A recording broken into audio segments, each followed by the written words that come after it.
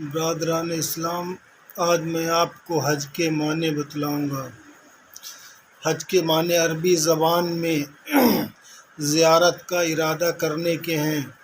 حج چونکہ ہر طرف سے لوگ کعبہ کی زیارت کا ارادہ کرتے ہیں، اس لیے اس کا نام حج رکھا گیا ہے۔ سب سے پہلے یہ جس طرح شروع ہوا وہ قصہ بڑا سبق دینے والا ہے۔ اس قصے کو غور سے سنیے تاکہ حج کی حقیقت اچھی طرح آپ کے دماغ میں بیٹھ جائے، پھر اس کے فائدوں کا سمجھنا آپ کے لیے آسان ہوگا۔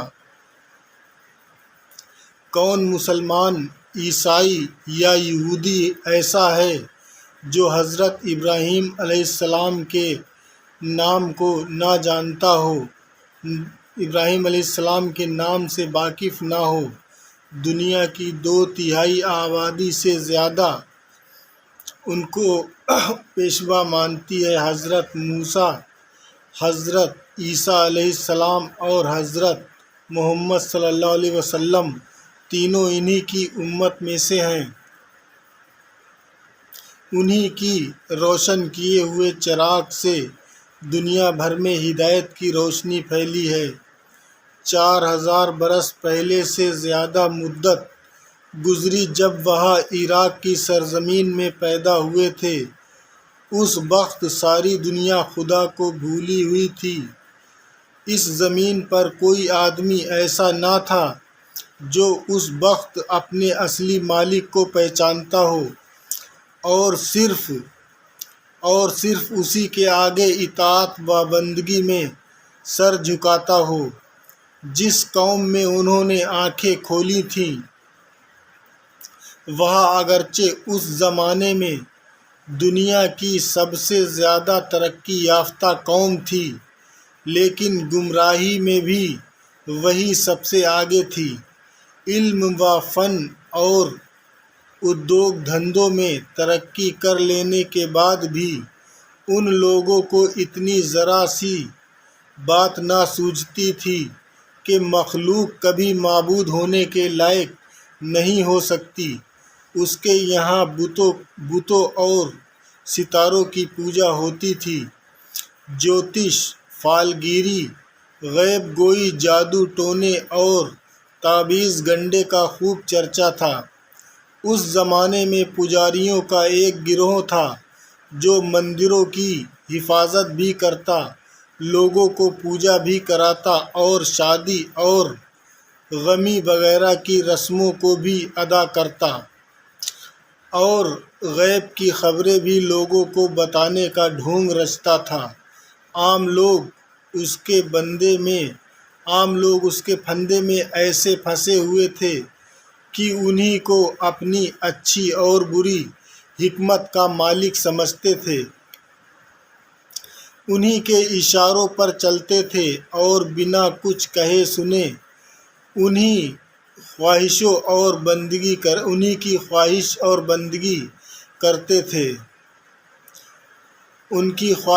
بندگی کرتے تھے، کیونکہ ان کا گمان تھا کہ دیوتاؤں کے یہاں ان پجاریوں کی پہنچ ہے، یہ چاہیں تو ہم پر دیوتاؤں کی مہربانی ہوگی ورنہ ہم تباہ ہو جائیں گے۔ پجاریوں کے اس گروہ کے ساتھ بادشاہوں کی ملی بھگت تھی۔ عام لوگ اپنا بندہ بنا کر رکھنے میں بادشاہ پجاریوں کے مددگار تھے اور پجاری بادشاہوں کے۔ اس طرف حکومت ان پجاریوں کی حمایت کرتی تھی اور دوسری طرف یہ پجاری لوگوں کے عقیدے میں یہ بات بٹھاتے تھے کہ وقت کا بادشاہ بھی خداؤں میں سے ایک خدا ہے، دیش اور جنتا کا مالک ہے، اس کی زبان قانون ہے اور اس کو جنتا کی جان و مال پر ہر قسم کا اختیار حاصل ہے۔ اتنا ہی نہیں بلکہ بادشاہوں کے آگے بندگی کی تمام رسمیں پوری کی جاتی تھیں تاکہ جنتا کے دل دماغ پر ان کی خدائی کا خیال چھا جائے۔ ایسے زمانے اور ایسے قوم میں حضرت ابراہیم علیہ السلام پیدا ہوئے، اور مزے کی بات تو یہ ہے کہ جس گھرانے میں پیدا ہوئے وہ خود پجاریوں کا گھرانہ تھا۔ ان کے باپ دادا اپنی قوم کے پنڈت اور برہمن تھے۔ اس گھر میں وہی تعلیم اور وہی تربیت ان کو مل سکتی تھی جو ایک پنڈت کے لڑکے کو ملا کرتی ہے۔ اسی قسم کی بات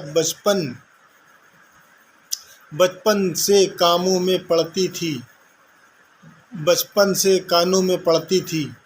وہیں پیروں اور پیرزادوں کے رنگ ڈھنگ، اپنے بھائی بندھوؤں اور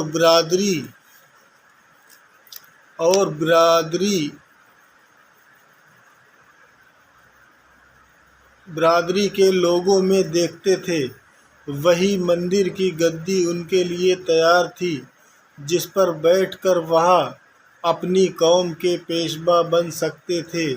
وہی نظر و نیاز چڑھاوے جن سے ان کا خاندان مالا مال ہو سکتا تھا، ان کے لیے بھی حاضر تھے۔ اسی طرح لوگ ان کے سامنے بھی ہاتھ جوڑنے اور عقیدت سے سر جھکانے کے لیے موجود تھے۔ اسی طرح دیوتاؤں سے رشتہ ملا کر اور غیب گوئی کا ڈھونگ رچا کر وہ معمولی کسان سے لے کر بادشاہ تک ہر ایک کو اپنی پیری کے پھندے میں پھانس سکتے تھے۔ اس اندھیرے میں جہاں کوئی ایک آدمی بھی حق کو جاننے اور ماننے والا موجود نہ تھا، تو ان کو حق کی روشنی ہی کہیں سے مل سکتی تھی، اور نہ کسی معمولی انسان کے بس کا یہ کام تھا کہ اتنے بڑے نجی اور خاندانی فائدوں کو لات مار کر صرف سچائی کے پیچھے دنیا بھر کی مصیبتیں مول لینے پر تیار ہو جاتا۔ مگر حضرت ابراہیم علیہ السلام کو معمولی انسان نہ تھے، کسی اور ہی مٹی سے ان کا خمیر بنا تھا۔ ہوش سنبھالتے ہی انہوں نے سوچنا شروع کر دیا کہ یہ سورج، چاند اور تارے جو خود غلاموں کی طرح گھوم رہے ہیں، اور یہ پتھر کے بت جن کو آدمی خود اپنے ہاتھ سے بناتا ہے، اور وہ بادشاہ جو ہمارے ہی جیسا انسان ہے، آخر یہ خدا کیسے ہو سکتے ہیں؟ بیچارے خود اپنے اختیار سے ہل ڈل نہیں سکتے، جن میں آپ اپنی مدد کرنے کی طاقت نہیں، جو اپنی موت و زندگی کے بھی مالک نہیں۔ ان کے پاس دھرا کیا ہے کہ آدمی ان کے آگے عبادت میں سر جھکائے، ان سے اپنی حاجتیں مانگے، ان کی طاقت سے ڈرے اور ان کی خدمت کرے اور ان کے حکموں کو مانے۔ زمین و آسمان کی جتنی چیزیں ہم کو نظر آتی ہیں یا جن کو ہم کسی طرح جانتے ہیں، ان میں سے کوئی بھی ایسی نہیں جو خود محتاج نہ ہو، جو خود کسی طاقت سے دبی ہوئی نہ ہو، اور جس پر کبھی نہ کبھی کوئی زوال یعنی پتن نہ آتا ہو۔ پھر جب ان سب کا یہ حال ہے تو ان میں سے کوئی رب کیسے ہو سکتا ہے؟ جب ان میں سے کسی نے مجھ کو پیدا نہیں کیا، نہ کسی کے ہاتھ میں میری موت یا زندگی کے فائدے اور نقصان کا اختیار ہے، نہ کسی کے ہاتھ میں روزی اور ضرورت پوری کرنے کی کنجیاں ہیں، تو میں ان کو پالنہار کیوں مانوں اور کیوں ان کے آگے بندگی اور اطاعت میں سر جھکاؤں؟ میرا رب تو وہی ہو سکتا ہے جس نے سب کو پیدا کیا، جس کے سب محتاج ہیں اور جس کے اختیار میں سب کی موت اور زندگی اور سب کا فائدہ و نقصان ہے۔ یہ دیکھ کر حضرت ابراہیم علیہ السلام نے پکا فیصلہ کر لیا کہ جن معبودوں کو میری قوم پوجتی ہے ان کو میں ہرگز نہ پوجوں گا، اور اس فیصلے پر پہنچنے کے بعد انہوں نے کھلم کھلا لوگوں سے کہہ دیا، جن کو تم خدائی میں شریک ٹھہراتے ہو ان سے میرا کوئی واسطہ نہیں۔ میں نے سب سے منہ موڑ کر اس ذات کو عبادت و بندگی کے لیے خاص کر لیا ہے جس نے آسمانوں اور زمین کو پیدا کیا، اور میں ہرگز شرک کرنے والا نہیں ہوں۔ مصیبتوں کے پہاڑ۔ اس اعلان کے بعد حضرت ابراہیم علیہ السلام پر مصیبتوں کے پہاڑ ٹوٹ پڑے۔ باپ نے کہا کہ میں تمہیں اپنا تعلق توڑ لوں گا اور تم کو گھر سے نکال باہر کروں گا۔ قوم نے کہا کہ ہم میں سے کوئی تم کو پناہ نہ دے گا۔ حکومت بھی ان کے پیچھے پڑ گئی۔ بادشاہ کے سامنے مقدمہ پیش ہوا، مگر وہاں اکیلا انسان سب کے مقابلے میں سچائی کی خاطر ڈٹ کر کھڑا ہو گیا۔ باپ کو ادب سے جواب دیا کہ جو علم میرے پاس ہے وہ آپ کو نہیں ملا، اس لیے بجائے اس کے کہ میں آپ کی پیروی کروں، آپ کو میری پیروی کرنا چاہیے۔ قوم کی دھمکیوں کے جواب میں ان کے بتوں اور ان کے اپنے ہاتھ سے توڑ کر ثابت کر دیا کہ جنہیں تم پوجتے ہو وہ خود کتنے بے بس و مجبور ہیں۔ بادشاہ سے بھرے دربار میں جا کر صاف کہہ دیا کہ تو میرا رب نہیں بلکہ میرا رب وہ ہے جس کے ہاتھ میں میری اور تیری زندگی و موت ہے، اور جس کے قانون کے بندھنوں میں سورج تک جکڑا ہوا ہے۔ آخر شاہی دربار میں فیصلہ ہوا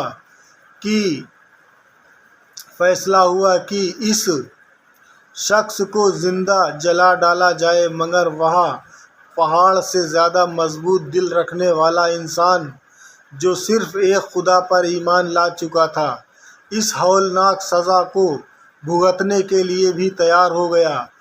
پھر جب اللہ نے اپنی قدرت سے ان کو آگ میں جلنے سے بچا لیا تو وہ اپنے گھر بار، سگے سمبندھی، قوم اور وطن سب کو چھوڑ چھاڑ کر صرف اپنی بیوی اور اپنے ایک بھتیجے کو لے کر مسافروں کی طرح ملک کی خاک چھاننے کے لیے نکل کھڑا ہوا۔ جس شخص کے لیے اپنے گھر میں مہنت کی گدی موجود تھی، جو اس پر بیٹھ کر اپنی قوم کا پیر بن سکتا تھا، دولت اور عزت دونوں جس کے قدم چومنے کے لیے تیار تھی، اور جو اپنی اولاد کو بھی اس مہنتی کی گدی پر مزے لوٹنے کے لیے چھوڑ سکتا تھا، اس نے اپنے لیے اور اپنی اولاد کے لیے بنا گھر بار اور بنا سر و سامانی کی زندگی پسند کی، کیونکہ دنیا کو جھوٹے خداؤں کے جال میں پھنسا کر خود مزے کرنا اسے گوارا نہ تھا، اور اس کے مقابلے میں یہ گوارا تھا کہ ایک سچے خدا کی بندگی کی طرف لوگوں کو بلائے اور اس اپرادھ کے بدلے میں کہیں چین سے نہ بیٹھ سکے۔ وطن سے نکل کر حضرت ابراہیم علیہ السلام ملک شام، فلسطین، مصر اور عرب کے ملکوں میں پھرتے رہے۔ خدا ہی جانتا ہے کہ اس مصیبت کی زندگی میں ان پر کیا گزری ہوگی۔ مال و دولت کچھ ساتھ لے کر نہ نکلے تھے اور باہر نکل کر اپنی روٹی کمانے کی فکر میں نہیں پھر رہے تھے، بلکہ رات دن فکر تھی تو یہ تھی کہ لوگوں کو ہر ایک کی بندگی سے نکال کر صرف ایک خدا کا بندہ بنائے۔ اس خیال کے آدمی کو جب اس کے اپنے باپ نے اور اس کی اپنی قوم نے برداشت نہ کیا تو اور کون برداشت کر سکتا تھا؟ کہاں ان کی آؤ بھگت ہو سکتی تھی؟ ہر جگہ وہی مندروں کے مہنت اور وہی خدائی کے دعوے دار موجود تھے۔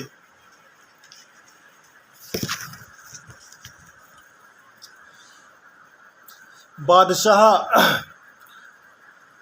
اور ہر جگہ وہی جاہل عوام بستے تھے جو اس جھوٹے خداؤں کے پھندے میں پھنسے ہوئے تھے۔ ان لوگوں کے درمیان وہ آدمی کہاں چین سے بیٹھ سکتا تھا جو نہ صرف خود ہی خدا کے سوا کسی کی خدائی ماننے کے لیے تیار نہ تھا، بلکہ دوسروں سے بھی کھلا کہتا پھرتا تھا کہ ایک اللہ کے سوا تمہارا کوئی معبود اور آقا نہیں ہے۔ سب کی آقائی و خداوندی کا تختہ الٹ دو اور صرف اس ایک کے بندے بن کر رہو۔ یہی وجہ ہے کہ حضرت ابراہیم علیہ السلام کو کسی جگہ چین نہ ملا، سالوں بے گھر بے وطن ادھر ادھر پھرتے رہے، کبھی کنعان کی بستیوں میں ہیں تو کبھی مصر میں اور کبھی عرب کے ریگستان میں۔ اسی طرح ساری جوانی بیت گئی اور کالے بال سفید ہو گئے۔ آخری عمر میں جب 90 برس پورے ہونے میں صرف 4 سال باقی تھے اور اولاد سے مایوسی ہو چکی تھی، اللہ نے اولاد دی، لیکن اس اللہ کے بندے کو اب بھی یہ فکر نہ ہوئی کہ خود بے گھر ادھر ادھر پھر رہا ہوں تو اب کم سے کم اپنے بچوں ہی کو دنیا کمانے کے قابل بناؤں اور انہیں کسی ایسے کام پر لگا جاؤں کہ روٹی کا سہارا مل جائے۔ نہیں، اس بوڑھے مسلمان کو فکر تھی تو یہ تھی کہ جس مشن کو پھیلانے میں خود اس نے اپنی عمر کھپا دی تھی، کاش کوئی ایسا ہو جو اس کے مرنے کے بعد بھی اس مشن کو پھیلاتا رہے۔ اسی غرض کے لیے وہ اللہ سے اولاد کی آرزو کرتا تھا اور جب اللہ نے اولاد دی تو اس نے یہی چاہا کہ اپنی قوم کو جاری رکھنے کے لیے انہیں تیار کرے۔ اس کامل انسان کی زندگی ایک سچے اور اصلی مسلمان کی زندگی تھی۔ شروع جوانی میں ہوش سنبھالنے کے بعد ہی جب اس نے اپنے خدا کو پہچانا اور پا لیا تو خدا نے اس سے کہا تھا کہ اسلم یعنی اسلام لے آ، اپنے آپ کو میرے سپرد کر دے، میرا ہو کر رہے۔ تب اس نے جواب میں یہ وچن دیا، یعنی میں نے اسلام قبول کیا اور سارے عالم کے رب کا ہو گیا۔ میں نے اپنے آپ کو اس کے سپرد کر دیا۔ اس قول و قرار کو اس سچے شخص نے تمام عمر پوری پابندی کے ساتھ نبھا کر دکھا دیا۔ اس نے تمام جگت کے پالنہار کی خاطر صدیوں کے باپ دادا کے مذہب اور اس کی رسموں اور عقیدوں کو چھوڑا، دنیا کے سارے فائدوں کو چھوڑا، اپنی جان کو آگ کے خطرے میں ڈالا، ذلہ وطنی کی مصیبتیں سہی،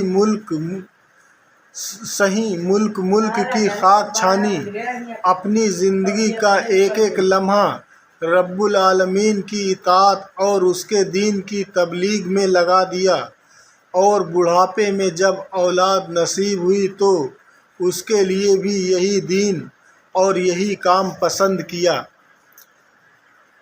مگر ان آزمائشوں کے بعد ایک اور آخری آزمائش باقی رہ گئی تھی، جس کے بغیر یہ فیصلہ نہ ہو سکتا تھا کہ یہ آدمی دنیا کی ہر چیز سے بڑھ کر رب العالمین سے محبت رکھتا ہے۔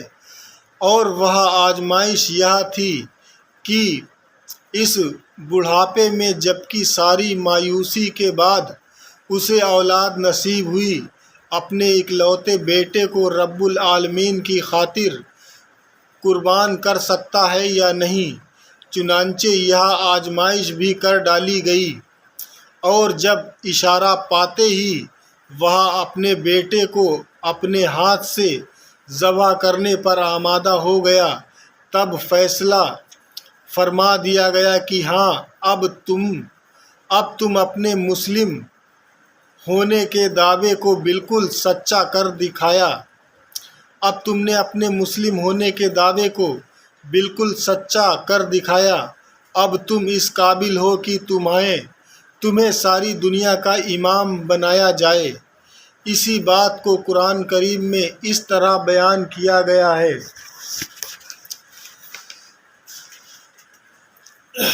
یعنی اور جب ابراہیم کو ان کے رب نے کچھ باتوں میں آزمایا اور وہ ان میں پورا اتر گیا تو فرمایا کہ میں تم کو انسانوں کا پیشوا بناتا ہوں۔ اس نے عرض کیا، اور میری اولاد کے بارے میں کیا حکم ہے؟ جواب دیا، ان میں سے جو جاہل ہوں گے انہیں میرا عہد نہیں پہنچتا۔ اس طرح حضرت ابراہیم علیہ السلام کو دنیا کی پیشوائی سونپی گئی، اور وہ اسلام کی عالمگیری تحریک کے رہنما بن گئے۔ اب ان کو اس تحریک کو پھیلانے کے لیے ایسے آدمیوں کی ضرورت پیش آئی جو الگ الگ علاقوں کو سنبھال کر بیٹھ جائیں اور ان کے خلیفہ یا نائب کی حیثیت سے کام کریں۔ اس کام میں 3 آدمی ان کے لیے سب سے بڑا سہارا ثابت ہوئے۔ ایک ان کے بھتیجے حضرت لوط علیہ السلام، دوسرے ان کے بڑے بیٹے حضرت اسماعیل علیہ السلام، جنہوں نے یہ سن کر کہ رب العالمین ان کی جان کی قربانی چاہتا ہے، خود اپنی گردن خوشی خوشی چھری کے نیچے رکھ دی، اور تیسرے ان کے چھوٹے لڑکے حضرت اسحاق علیہ السلام۔ بھتیجے کو آپ نے سدوم کے علاقے میں بٹھایا، جن کو آج کل پوربی اردن کہتے ہیں۔ یہاں اس وقت کی سب سے زیادہ دشت قوم رہتی تھی، اس لیے اس کی اصلاح بھی نظر میں تھی، اور ساتھ ہی دور دراز کے علاقوں پر بھی اثر ڈالنا مقصد تھا، کیونکہ ایران، عراق اور مصر کے بیچ آنے جانے والے سب تجارتی قافلے اسی علاقے سے گزرتے تھے، اور یہاں بیٹھ کر دونوں طرف تبلیغ کا سلسلہ بھی جاری کیا جا سکتا تھا۔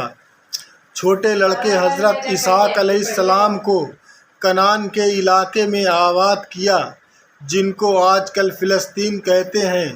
یہ علاقہ شام اور مصر کے بیچ میں آباد ہے، اور سمندر کے کنارے ہونے کی وجہ سے دوسرے ملکوں پر بھی یہاں سے اثر ڈالا جا سکتا ہے۔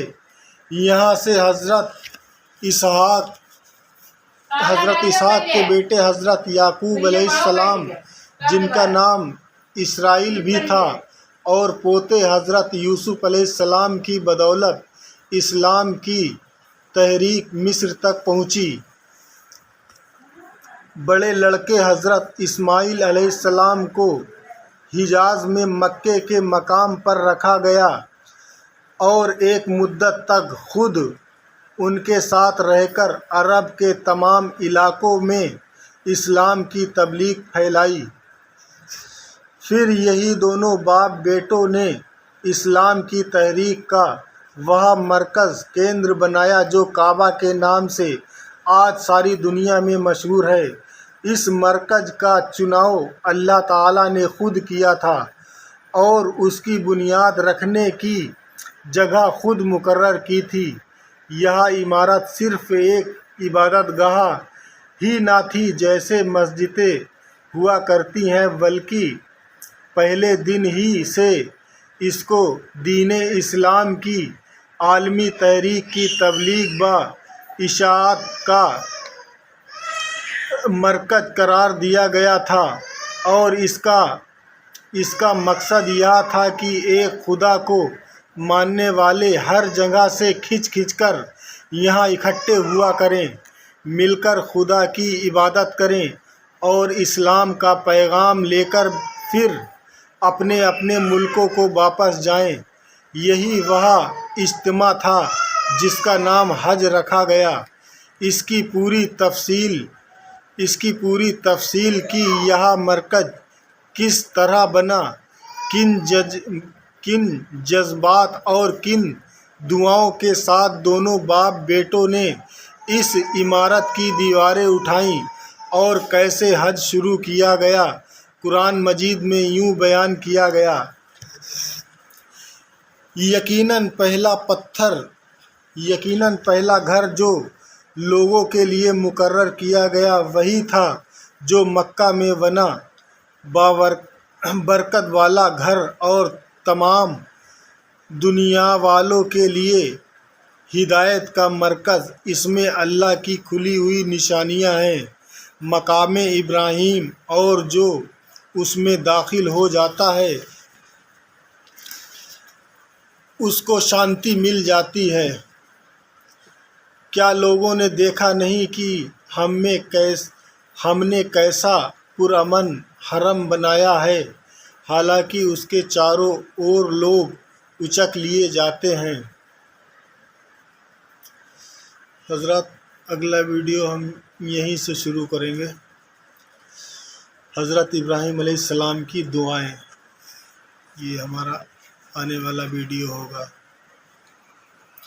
السلام علیکم ورحمۃ اللہ وبرکاتہ۔